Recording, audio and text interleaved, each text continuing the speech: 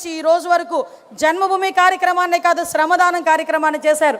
1995 సన్నాటికి పరిస్థితి ఏందిరా అంటే జీతాలు కూడా ఇచ్చుకోలేని పరిస్థితుల నుంచి 2004 వరకు చూస్తే ఆ రోజు ఆంధ్రప్రదేశ్ని ఐటీ హబ్గా మార్చిన ఘనత కలిగిన నాయకుడు మన నాయకుడు.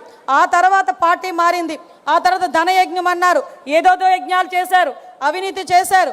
ఆఖరికి 2014 సరికి మళ్ళా మొత్తం భ్రష్టు పట్టించి మళ్ళా తిరిగి తీసుకొచ్చి దానికి యాడైంది రాష్ట్ర విభజన. అటువంటి రాష్ట్ర విభజన యాడైన తర్వాత అటువంటి సందర్భంలో ఈ రాష్ట్రాన్ని బాగు చేయగలిగే ఏకైక నాయకుడు చంద్రబాబు నాయుడు గారిని తలచిన ఆంధ్రప్రదేశ్ రాష్ట్ర ప్రజలు మళ్ళీ తిరిగి ఒక పట్టం కడితే ఆ రోజు కిరీటం అనుకోలే, ముళ్ళ కిరీటంలా భావించిన పరిస్థితి. అదొక ముళ్ళ కుర్చీ.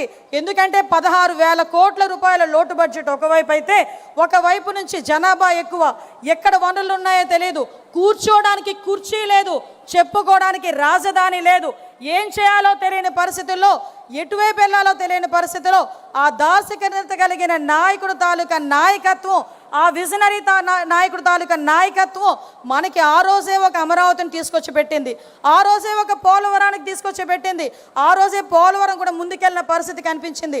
కియా మోటార్స్ లాంటి ఎన్నో సంస్థలు వచ్చినాయి. ఐటీని కూడా ఇక్కడ కూడా డెవలప్ చేయాలని వైజాగ్ని సెంట్రిక్గా చేసుకొని ఆ రోజు ఐటీని డెవలప్ చేసిన పరిస్థితి. ఇలా చూసుకుంటే ఎన్నో సంక్షేమ కార్యక్రమాలు. ఆ రోజు డబ్బులు లేకపోయినా 200 రూపాయల నుంచి 2,000 రూపాయల వరకు పెన్షన్ పెంచిన ఘనత కూడా గౌరవ ముఖ్యమంత్రి గారిది.